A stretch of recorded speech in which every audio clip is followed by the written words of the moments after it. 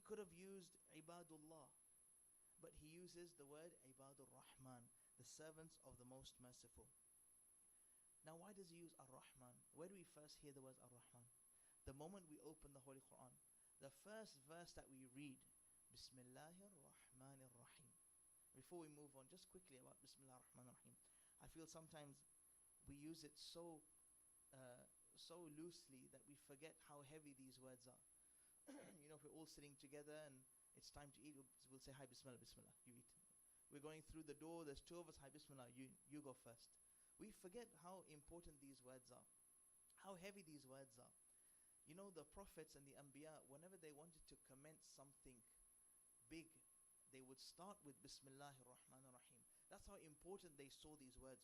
We see in the Holy Quran, Nuh alayhi salam, وَقَالَ رَكَبُوا فِيهَا بِسْمِ اللَّهِ مَجَرَاهَا وَمُرْسَاهَا. That when Nuh wanted this ark to move and anchor and to stop, with the words Bismillah, the boat would move and it would stop. This is how heavy these words are. Whenever they would write a letter or give a lecture, the first words were Bismillahir Rahmanir Rahim. And it shows what a difference it made to people. For example, the story of Sulaiman alayhi salam. We know that Sulaiman wrote to the Queen of Sheba. Hudhud came and told him that there is a community who are worshipping the sun and they need to be guided. Now Sulaiman alayhi salam writes a letter in Surah An-Naml to the Queen of Sheba. When she receives it, she looks at it and she tells her vicegerents, Ya ayyuhal mala'u, inni ulqiya ilayya kitabun kareem. I have received a very noble letter, a very honorable letter. Why was it honorable? Innahu min Sulaiman, because it was from Sulaiman? No, because it was from because of what it said. Well, it said, leave your religion and come towards Islam. So that's not what made it honorable. What made it honorable was innahu min Sulaiman wa innahu bismillahir rahmanir rahim. It started with the words Bismillahir Rahmanir Rahim.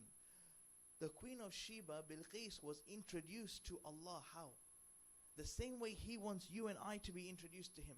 When we open the Quran, the first words is in the name of Allah. What sort of God? Ar-Rahman and Ar-Rahim, the most merciful. And when she saw that, she realized it was an emblem that showed the faith of Sulaiman. That she saw this person is worshipping a God who is so merciful. And the fact that he started like that, she saw it as a very honorable and a very highly respected thing. And that actually caused the whole conversion to start, and she went towards Islam. Now again, on the Bismillah Rahman Rahim, we say in the name of Allah. What does the ba mean? We can say in, so you're beginning in the name of Allah. Ba can also mean isti'ana, to seek help from Allah. So when we say Bismillahir Rahmanir Rahim, we are seeking help from Allah through these two great words of His, these two great characteristics, Ar-Rahman and Ar-Rahim. When we recite as a fiqh mas'ala, whenever we recite Quran, if we're reciting Surah Al-Asr and we say Bismillahir Rahmanir Rahim, and now we want to change and recite Surah Al-Qadr, we have to re-recite that Bismillah. Because in our madhab, we believe that Bismillah is part of each surah. Hence why we have to repeat it. Another reason why we have to repeat it is that Sayyid Khomeini says that in each Bismillah, of course, is for each surah except Surah At-Tawbah, but also in the names Ar-Rahman and Ar-Rahim, these are the giant names of Allah. Under these names come other names. So for example, under Ar-Rahman will come maybe Ar-Raziq and the Creator, and other names like that, the Sustainer. And under Ar-Rahim will come other names. When we ask Allah for help with Bismillah Ar-Rahman Ar-Rahim for that surah, we are asking Allah to help us through the names which are relevant for that surah, to help us understand that surah. Hence why when we say Bismillah for one surah and then we change our mind, we have to recite it again, because we're asking Allah for help through different names of His. Shows how heavy these words are, Bismillah Ar-Rahman Ar-Rahim. And finally, the weight of it, the hadith says that Bismillah Ar-Rahman Ar-Rahim is so close to Ismullah Al-A'zam, the famous great majestic words of Allah, special names which can cause mountains to move. That Bismillah Ar-Rahman Ar-Rahim is so close to Ismullah Al-A'zam, min sawad al-ayn ila bayadiha, from the black part of the eye to the white part. How close is that? That's how close Ismullah Al-A'zam is to Bismillah ar-Rahman ar-Rahim. And Bismillah is to Ismullah al-Azam. So it shows how great these words are. And hence Allah uses Ibadur Rahman, His name of being the most merciful, to target these special people. Now what are these qualities that these people have? When Allah says wa Ibadur Rahman in these verses, He then goes on and talks about different qualities that these people have. Now if I was to look at that, and some will look at that and say there's so many qualities, I'm never going to be able to tick off all of these qualities. I'm never going to become Ibadur Rahman. Others will say no. As long as you're a mu'min, you're a believer, and you do your wajibat, if you fall into one of those categories, that's kafi, that's enough. Then you can be titled as Ibadur Rahman. So let's go through the first one. Now Allah talks about the first quality of Ibadur Rahman, of these special servants of His, the special servants of the most merciful. The first one is that they pray 5 times a day. No. That they pray on time. No. That they give their zakat and their sadaqah. No. The first quality that they have, Allah says, الَّذِينَ يَمْشُونَ عَلَى الْأَرْضِ. When they walk on this earth, they walk with humility. Very practical. Islam is very simple. And the first quality Allah wants you and I to see is that when we walk on this earth, we walk with humility. Now humility doesn't mean, we walk half in ruku down the road. No.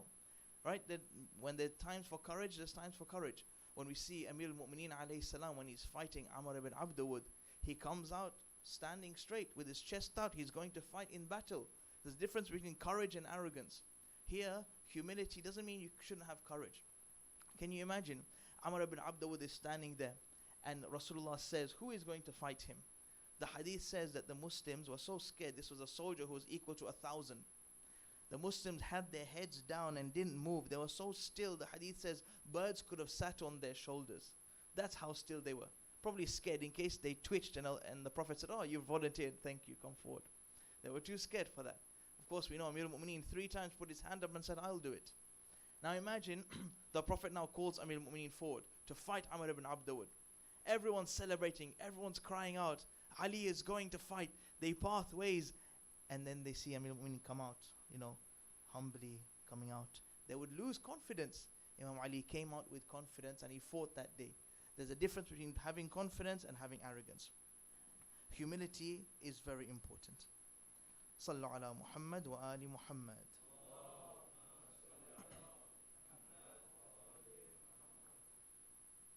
And Rasulullah sallallahu alaihi wasallam places great emphasis on this humility that we have. Indeed, humility increases the dignity of one who possesses it. Be humble and Allah will exalt you. Meaning, if you can keep yourself lowered in this world, Allah Himself will increase you. You don't need to worry about what people think. We worry about what Allah subhanahu wa ta'ala thinks. Our 4th Imam in Sahifa has a beautiful line.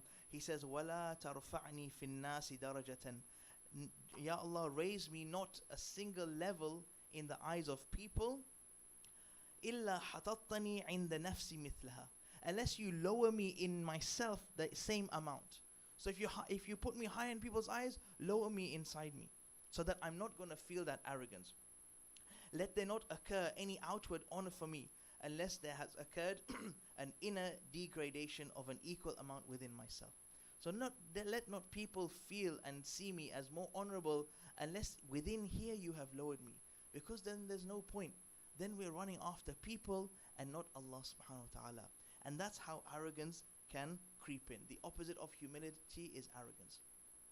How important it was that in the Holy Quran, when we open the Quran, the first sin that we talk about, when we see the story of Adam, is what? فَسَجَدَ الْمَلَائِكَةُ كُلُّهُمْ أَجْمَعُونَ. Everyone did sajda to Adam that day. إِلَّا إِبْلِيسَ أَبَى أَن يَكُونَ مَعَ السَّاجِدِينَ. Except Iblis, who was not of those who prostrated. And Allah turns to him. قَالَ يَا إِبْلِيسُ مَا لَكَ. What's wrong with you? أَن لَا تَكُونَ مَعَ السَّاجِدِينَ. You're not going to be of those who prostrate? Look at the arrogance that is in the words of Iblis. قَالَ لَمْ أَكُنْ لِأَسْجُدَ لِبَشَرٍ. Never will I bow down to a human. خَلَقْتَهُ مِنْ صَلْصَالٍ مِنْ هَمَئٍ مَسْنُونٍ. Who you have created from a clay or an altered black mud. Forget arrogance, racism as well. As soon as he saw that, he said, how can I worship this? Another part of the Quran, he says, خَلَقْتَنِي مِنْ نَارٍ وَخَلَقْتَهُ مِنْ طِينٍ. I'm made from fire, he's made from clay. Ana khayrum minhu, I'm better than him. The arrogance that creeped in. Allah hated it so much. The next verse Allah says, قَالَ فَخْرُجْ مِنْهَا فَإِنَّكَ رَجِيمٌ. Get out now. Leave right now. You are expelled. Not just that. وَإِنَّ عَلَيْكَ اللَّعْنَةُ إِلَى يَوْمِ الدِّينِ لَعْنَةَ إِلَى يَوْمِ الدِّينِ. And you will be cursed until the day of Qiyamah. That's how much Allah hated arrogance. You see, when shaitan comes to us, he won't come with alcohol and pork and drugs, inshallah, hopefully not. Because those things are too easy. He'll creep into our hearts using things like lying, like ghiba, like pride, arrogance. That's how he gets into our heart. And sometimes he does it in such a way we think we're doing something good. But really, it's arrogance which has creeped in. You know the famous saying that pride is like a black ant crawling on a black stone in the depths of the night. Why? Because if it's black, black and black, are you going to see it? No. But it still creeps into your heart. And that's how scary pride is. So how is it? Let's take some examples of how sometimes pride can enter into our heart. Number one, thinking of ourselves as too much or too high to do a certain job.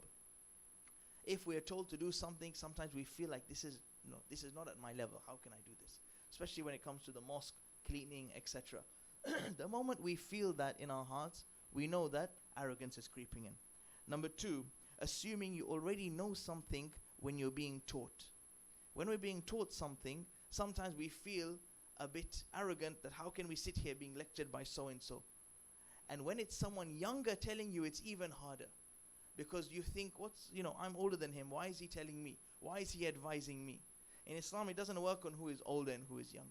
It works on who has the more ilm within them. The humility. The moment you see that and someone younger is telling you, that's a good litmus test. Immediately you'll know whether or not this is an issue, whether I'm feeling bad in my heart. Now I know the arrogance is creeping in. Imam Ali alayhi salam says, do not look at what is being, who is saying it. Look at what is being said. Forget who is the one saying it. Just look at the words. If the words are good, then we take it. Number three, treating people differently due to what? Their position in society, due to their wealth, or due to their surname. Now we in our community have a big problem like this. Someone has a certain surname, or they have maybe more wealth, we'll talk to them much nicer than someone else. And the moment we do that, we don't realize, the moment we do that, immediately we know that there is something wrong in our hearts. That pride has entered into our hearts. You know Muhammad Ali, the famous boxer? Very nice saying. He says, I don't trust anyone who's nice to me, but then rude to the waiter, because they would treat me the same way if I was in that position. So if I was that waiter, he'd treat me like that. Just because I'm Muhammad Ali, he's treating me nicely. The moment we see this, maybe we see it happening. Al-mu'min idha nadhara abara. Imam Ali says, when a mu'min takes a glance at something, he takes a lesson. So when we see that happening, or if we are doing it, immediately let's think twice. Why are we giving this person more respect than someone else? Because this arrogance is creeping into our heart. It could be even smaller. It could be when we complete a task and now we're waiting for a thanks. Or when we recite in the masjid and we're waiting for someone to say ahsant, mashallah, XYZ. And the more they say it, the more you're feeding your ego. But we don't realize. We're waiting, and then if someone doesn't say it, you think, oh, did I not recite well? Did it not go well? Did people not enjoy it? Who did you recite for? Allah or the people? That's when the arrogance starts creeping in. Amir al-Mu'mineen says that the ugliest of vices is arrogance.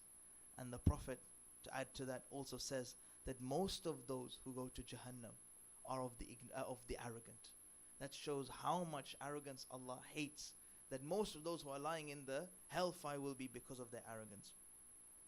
Now we see the importance of alladina yamshuna al-ardi hawnan, to walk on this earth with humility. So people can't point fingers at us and say this person has pride. No, we're walking in the way of the Holy Prophet. Now we see the importance of that. And just like when you have a virus inside your body, many of us maybe had COVID. If not, then maybe some of us have had a flu or a cold. You can't see the virus. You can't see the COVID within you. But you see what? You see the symptoms. You see the sweating. You see the cough, the temperature. the loss of voice maybe, or appetite, whatever it is, these symptoms start to come out. You can't see the COVID, you can't see the flu. Same as arrogance. Similarly, in the Holy Quran, Allah will highlight the symptoms of arrogance that people have. When they have arrogance, these are the types of characteristics that they'll start to show. One such characteristic in the Holy Quran Allah talks about is the way that the Quraysh would look at the Prophet. The hatred in their eyes. They hated him. They couldn't stand him. That these words that he was bringing were so eloquent, was so profound, was so good, was better than their poetry. And it was true. It was hurting them. Things that they hadn't told anyone, they were thinking about it, or they hadn't told Rasul. All of a sudden a verse of Quran was revealed, and whatever they were thinking, this verse of Quran is now telling them that this is what you were thinking. And they were shocked. How can it be that Muhammad sallallahu alaihi wasallam is Allahumma salli ala. How is it that he is speaking like this? They knew the truth, but they were trying to hide it. How do we know that? Because in his face they would call him such ugly names. They would call him a sorcerer, a magician, a madman, call him crazy. They'd call him a poet. They'd tell the children, don't go near this man. But then they would go around his house, and at the back at night they would listen to him reciting Quran, because they were baffled at these words. How amazing. Ma hadha kalam al-bashar. These cannot be words of a person, of a man. They are so good. So they would listen. But then in his face they would hide the truth, and they would call these false claims and say these things to him. وَإِن يَكَادُ الَّذِينَ كَفَرُوا, Allah says in the Holy Quran, وَإِن يَكَادُ الَّذِينَ كَفَرُوا لَيُزْلِقُونَ بِأَبْصَارِهِمْ لَمَّا سَمِعُوا الذِّكْرَ. Allah says that these people, they would cause you to trip and fall the way that they were looking at the Rasul. They would look at him with such anger and such arrogance and hatred. It would cause him to trip and fall, Allah says, when they would listen to the dhikr of Allah subhanahu wa ta'ala. So where was their lack of humility? Their arrogance and their lack of humility was not in what they said, but the way that they looked at people. That's another way to see arrogance. Sometimes the way we look at people will tell us whether we have arrogance within us or not. For example, a child and a parent. Many of us have children, maybe we've gone through this, where you're having an argument with them. At the end of the day, they're the child. They know there's certain things that they can't say. So you'll have an argument with them and they'll get so angry, and now they can't say more, so they'll just look at you.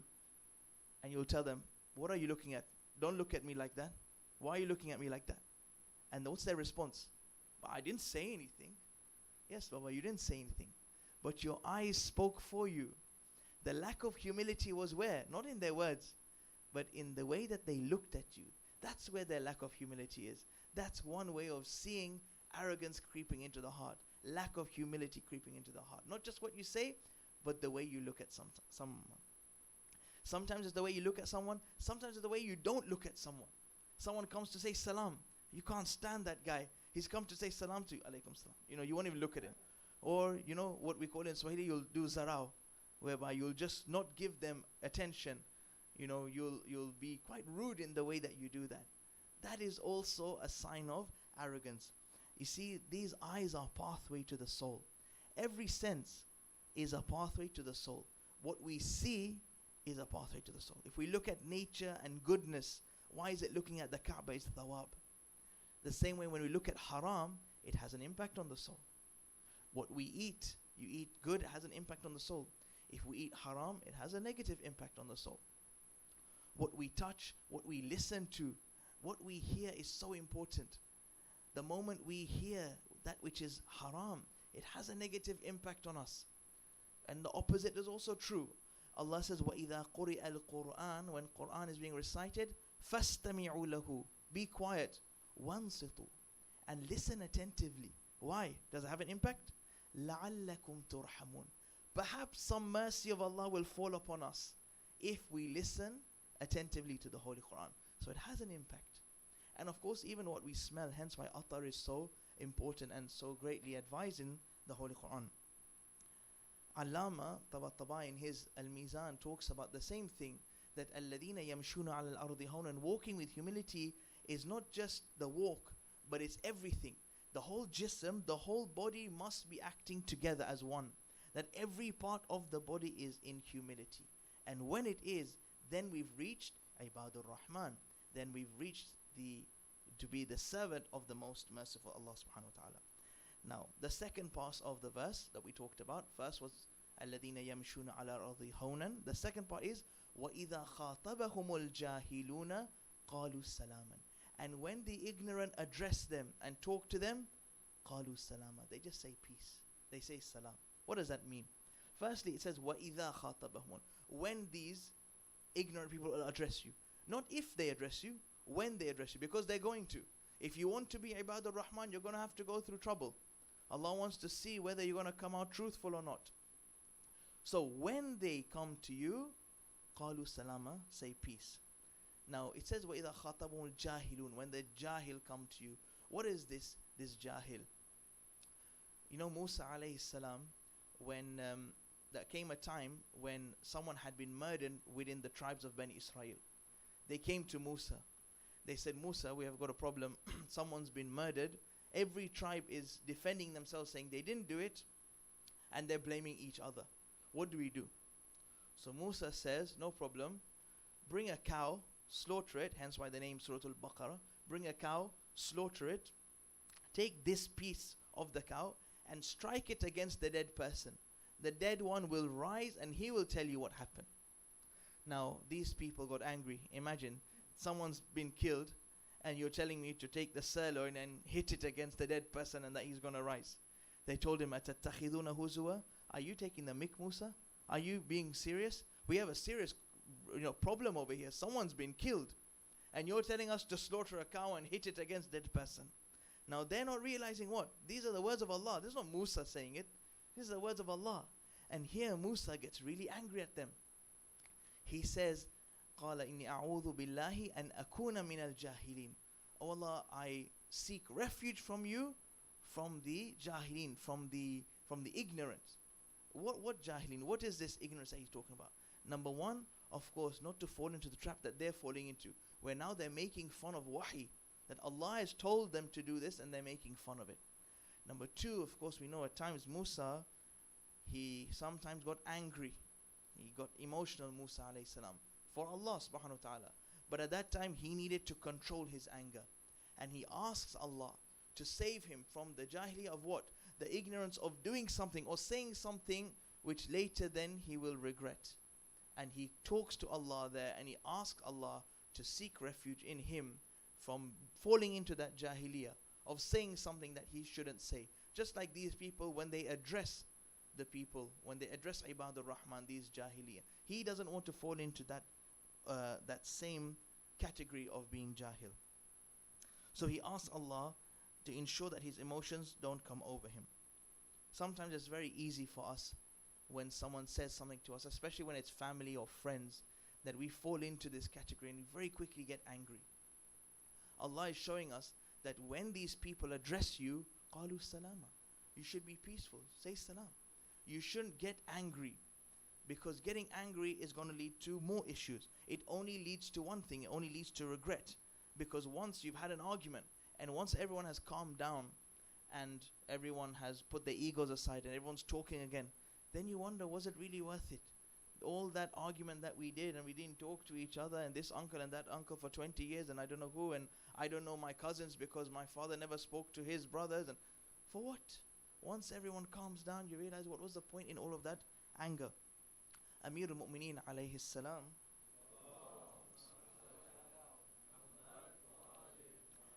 beautiful saying where he says, protect yourself from anger, for its beginning is insanity and its end is remorse. We will never feel anything other than remorse and regret once we have passed that stage of anger. We see in the Holy Quran a prophet who also got angry. He thought it was because his people were disobeying God, but he didn't know the full story. وَذَنُّونِ إِذْ ذَهَبَ مُغَاضِبًا. When Dhannun, Yunus alayhi salam, got angry, مُغَاضِبًا, and he left his people, فَظَنَّ أَن لَن نَقْدِرَ عَلَيْهِ. And then what happened? فَنَادَى فِي الظُّلُمَاتِ. Then he called out to Allah. He ended up where? In the belly of the fish. فَنَادَى فِي الظُّلُمَاتِ. He calls out in darkness. Why was it ظُلُمَات? Number one, it was night time. Number 2, he was in the belly of the fish. And number 3, he was in the depths of the ocean. And finally, فَنَادَى فِي الظُّلُمَاتِ, because he had put himself in dhulumat by leaving his people. And now he realizes, he regrets, that remorse comes in. He calls out to Allah, أَن لَا إِلَهَ إِلَّا أَنْتَ سُبْحَانَكَ إِنِّي كُنْتُ مِنَ الظَّالِمِينَ. That there is no God but you, glory be to you, far from defects are you. إِنِّي كُنْتُ مِنَ الظَّالِمِينَ. I was the one who was wrong, Ya Allah. I was the one who was from the Zalimeen. And that dhikr is something which the Urafah say we should continuously recite through the day, especially in sujood. When we go into sajda, we should recite this dhikr. Allah loved this dhikr so much that in the Quran He says, فَلَوْلَا أَنَّهُ كَانَ مِنَ الْمُسَبِّحِينَ. Had Yunus not glorified Allah, this dhikr that he did, لَلَبِثَ فِي بَطْنِهِ إِلَى يَوْمِ يُبْعَثُونَ. He would have been in the belly of the fish until Yawm al-Qiyamah. What saved him from being in the belly of the fish until Yawm al-Qiyamah? This dhikr. La ilaha illa anta subhanaka inni kuntu min al-zalimin. So we see that in order to not fall into this category, we need to control ourselves. We need to ensure that we don't get angry. How do we ensure this? Imam Khomeini gives a nice exercise in his 40 ahadith. He says, a wise person thinks carefully of the evil consequences of anger, before getting into that. So before we get angry, when we're in this altercation or this argument, before we get angry and we say something, let's just take a step back and think that in 10 minutes time, or in an hour's time, or in 2 days time, what I'm about to say to someone, is it going to be of benefit, or am I going to regret it? Is it going to be something which will help me in the future, or am I tomorrow going to have to turn around and ask for forgiveness for having said something very loosely because I was angry? Let us try and remember that as an action point to take away. Again, the Mir says, the most powerful person is the one who is victorious over his anger with his forbearance.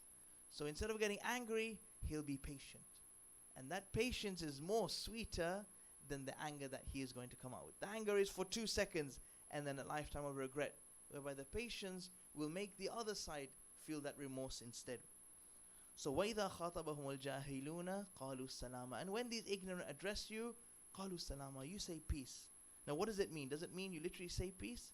Yes, it can mean literally that when we're in this conversation and they're riling us up, someone is saying something purposely to irritate us, we say, look, this environment is very negative for me and it's upsetting me. Salam, I'm leaving. And you leave that area, you leave that environment, so that you don't fall into that issue. That's what Allah loves. For example, Amir al-Mu'mineen, in the battle, when he's about to kill a soldier and that soldier spits in his face, what does Amir al-Mu'mineen do? He leaves, right? Why? Because at that moment there was a possibility of his intention changing and the anger coming in and killing that person because that person spat at him, not because that person has gone against Allah and Islam and the Prophet. So he leaves. Qalu salama. He leaves. And then he comes back afterwards and he finishes the job. So we need to diffuse that situation if we're in that area. Number 2 reason of what could qalu salama mean. Salama doesn't just mean say peace, but it's a hal, it's a state. It's a state that whenever you're being addressed like this, you are peaceful. You don't get angry, you don't get agitated. You just remain peaceful. Why? Because at that time there's people who will press your buttons. They know what will irritate you. They'll know what they can say to cause you to have a reaction. And they're just waiting for you to have that reaction and get angry. Once you've done that, then who's going to be at fault? Then you're going to be at fault. They're waiting. So they'll say what you want, what they want to say to irritate you. And you, being someone who could easily give back and say something to them, you've got so many things you could reply them with. They would just close their mouths and never speak again. They'll be so embarrassed.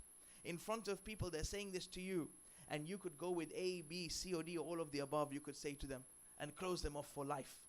But at that moment, what is your incentive to not say anything, to have a peaceful state? Is that at this moment, in this negative area, let me remember that the mercy of Allah, His special mercy, is flowing down upon me. And I want to be Ibadur Rahman. I want to be the servant of the most merciful Allah subhanahu wa ta'ala. And in order to do that, I'm going to forget this negative negativity that I'm around and this environment that I'm around, and I'm going to remember that His special mercy is descending upon me and engulfing me. And that's what I want. That on the day of Qiyamah, when we are all told to rise, they will be told, you people are the people of Ibadur Rahman.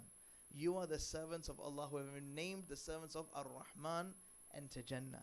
That's what we want. In order to reach that, we must ensure that when we're in these situations, we are peaceful within our hearts, and that we don't reply these people. Replying them is what they want.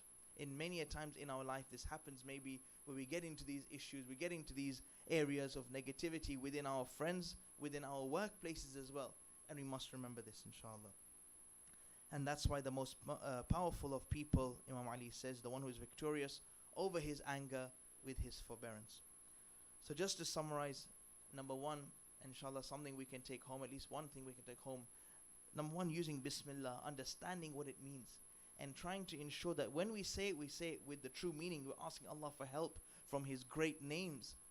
Number two, that we use it in every stage of our life. Whatever we're doing, we started with the barakah of Bismillah ar-Rahman ar-Rahim. Number two, ensuring that we have humility in everything that we do. Allah hates the arrogant people, and hence why we have to ensure that we walk on this earth lightly, softly, with humility. We don't upset anyone and we don't show arrogance. Number three, the Imam's dua, Imam Sajjad's dua, to remember that, oh Allah, let me raise in people's eyes only if you degrade me within myself. We don't care about what people see of us, we care what Allah subhanahu wa ta'ala thinks. Next one, ensuring that we don't lose our emotions, our control of our anger when we're in those situations. We often repeat the dhikr of Yunusiyya, La ilaha illa anta subhanaka inni kuntu min al-dhalimin, as the Urafa have told us. Ensuring that whenever we're in a situation and we feel like we're out of control, we either diffuse it by walking away, or we remember that we want to be Ibadur Rahman. And that's why we will ensure that we don't fall into this category of people who are going to get angry and reply something which we're later going to regret. Inshallah, we can become Muslims who can inculcate these characteristics within us. And inshallah, we can also follow the steps of Hussain alayhi salam, who was a man who ensured that he would never get angry unless he needed to for the sake of Allah subhanahu wa ta'ala. Tonight we will commemorate the shahada of the cousin of Hussain alayhi salam, a man who was so great that when the Kufans wrote to Hussain ibn Ali alayhi salam, he told them that I will send my cousin and my brother and my vicegerent to you. And he sends Muslim ibn Aqil to the people of Kufa because he could trust Muslim. Muslim was someone who he knew had inculcated Islam within him.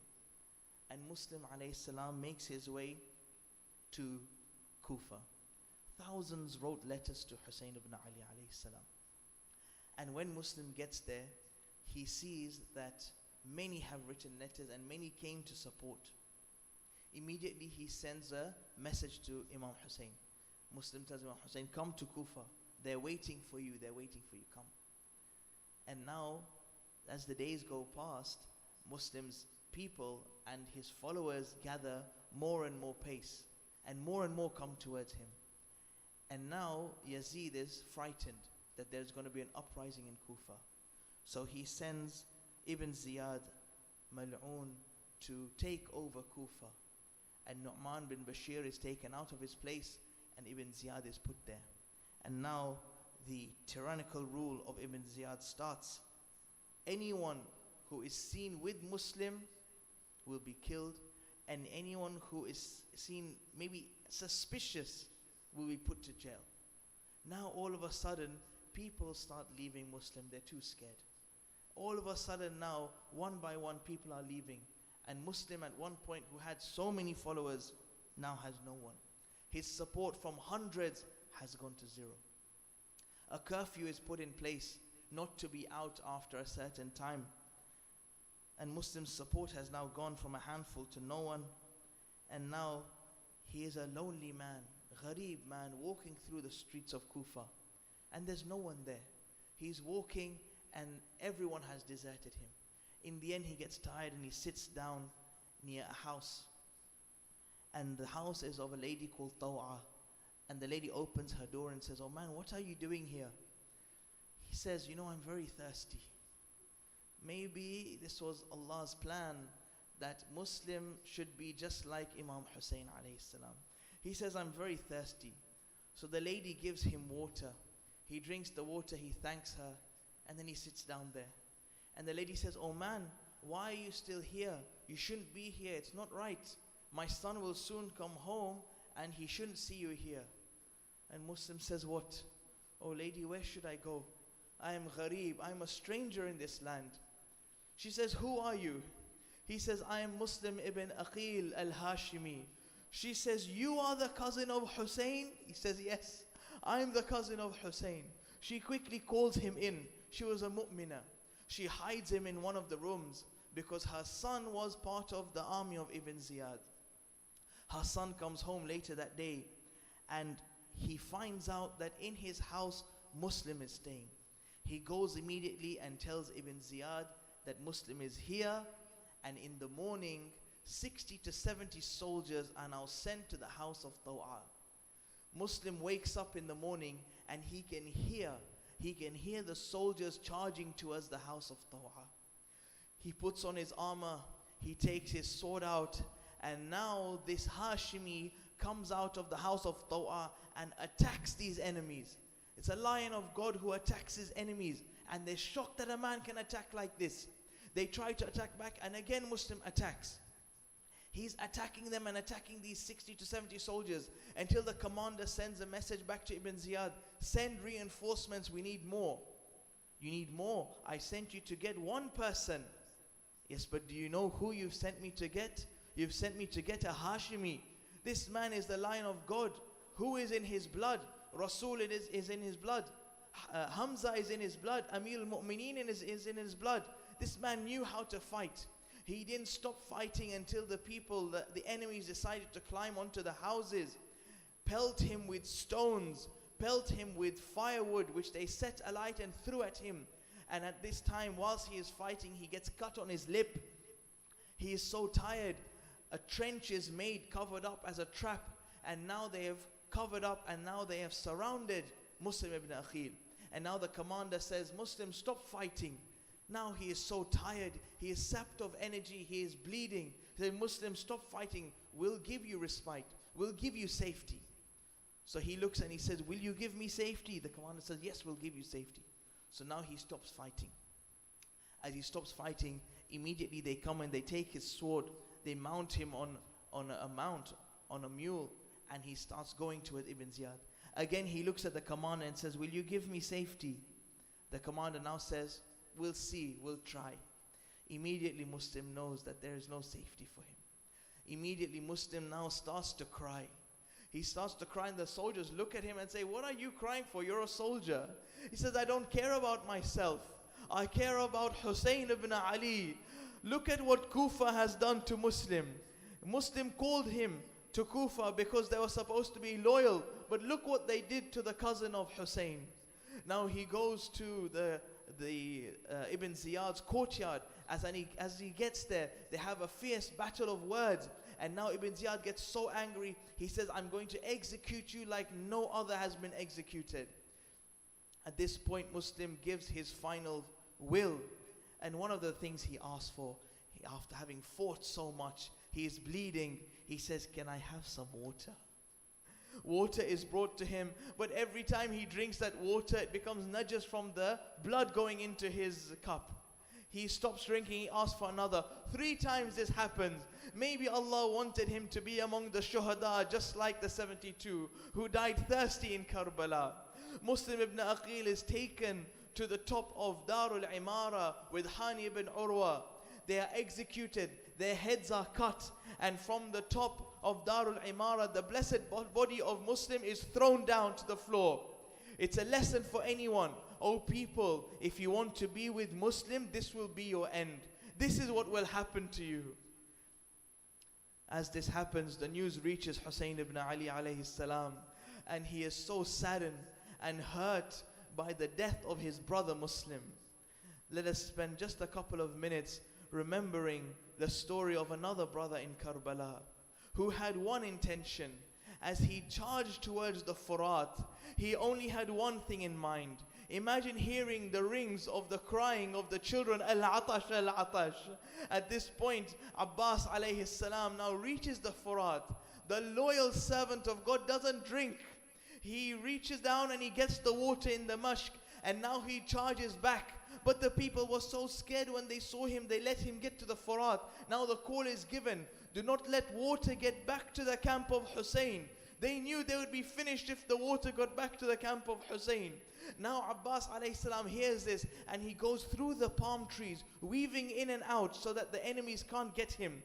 But one coward stands behind a palm tree, and as Abbas alayhi salam goes past, the sword comes down upon the hand of Abbas. The right hand is cut. He calls out, Wallahi in qata'tumu yamini. Even if you cut my right hand, it's Abbas, the loyal servant. Whatever part of the body you cut, he will still be loyal to Hussain alayhi salam. Another coward sees what worked and stands behind another palm tree. Again it comes crashing down upon his left hand. Salam upon this great loyal servant of Allah, whose intention to get water back to Hussain did not falter or did not change when his right hand was cut. Salam upon this loyal servant, whose intention did not change when his left hand was cut, nor when that arrow went into the blessed eye of Abbas alayhi salam. He still continued. But salam upon that individual whose hopes shattered, whose motivation shattered when that arrow went piercing into the mashk of Sakina. Now that water falls onto the ground. What is Abbas thinking now? What's the point to go back to the camp of Hussain when the one thing I had to bring back water I can't bring? At this point he falls off his horse onto the ground of Karbala. But oh brothers, how does a person fall onto the ground of Karbala when they have no hands to fall on? Al-an in qasara dhahri. Hussain calls out, my back has been broken. Abbas has gone. Inna lillahi wa inna ilayhi raji'un. Ridhan bi qada'ihi wa tasliman li amrih. رحم الله من يقرأ الفاتحة.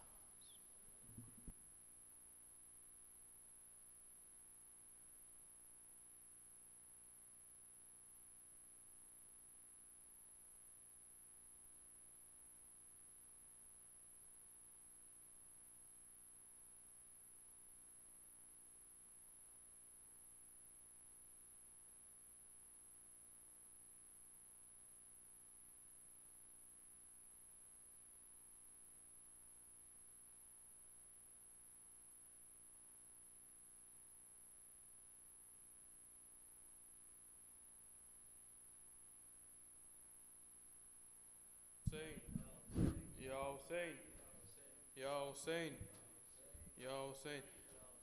करबल की कहानी जब कोई भी सुनाएगा, दिल वालों की आँखों से एक दरिया बहाएगा। वो काफिला सरवर का जो शान से निकला था, सुगरा को खबर क्या थी, ना लौट के आएगा। ज़हरा ज़हरा पुरसालो 72 का, ज़हरा पुरसालो 72 का। टूटी है कमर शह की, घबराना मगर अकबर। टूटी है कमर शह की, گھبرانا مگر اکبر فرزند نبی تیری میت کو اٹھائے گا زہرا زہرا اکبر کا بھی پرسالو زہرا اکبر کا بھی پرسالو پامال ہوئے قاسم جب گھوڑوں کی تانپوں سے پامال ہوئے قاسم جب گھوڑوں کی تانپوں سے کس طرح چچا تیری میت کو اٹھائے گا زہرا زہرا قاسم کا بھی پرسالو زہرا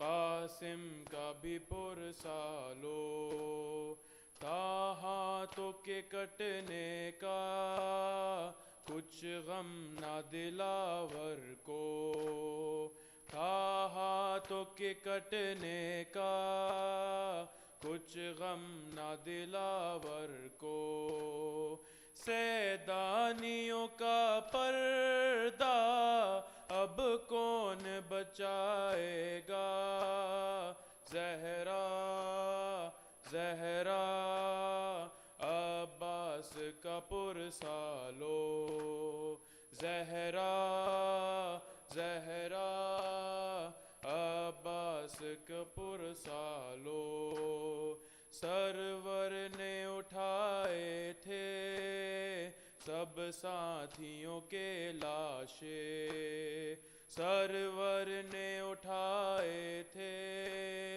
سب ساتھیوں کے شبیر تیرا لاشا اب کون اٹھائے گا زہرا زہرا شبیر کا پرسالو زہرا زہرا شبیر کا پرسالو یا حسین یا حسین یا حسین یا حسین یا حسین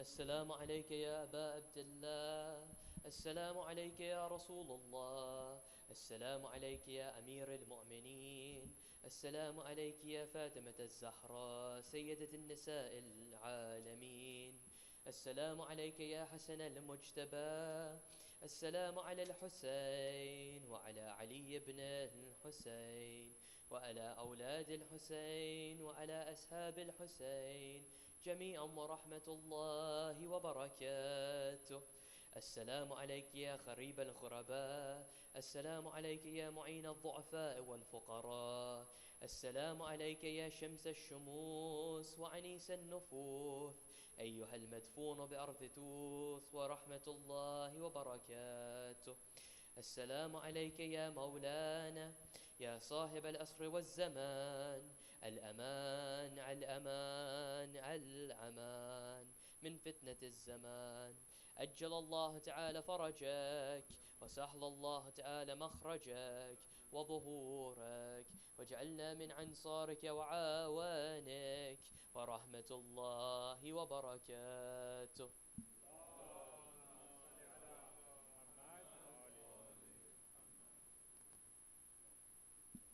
مومنین ابھی 12 منٹ ہیں نماز میں، تو آپ لوگ تشریف رکھیں، اتنی دیر میں چائے اور تبرک آپ کے درمیان تقسیم کیا جائے گا.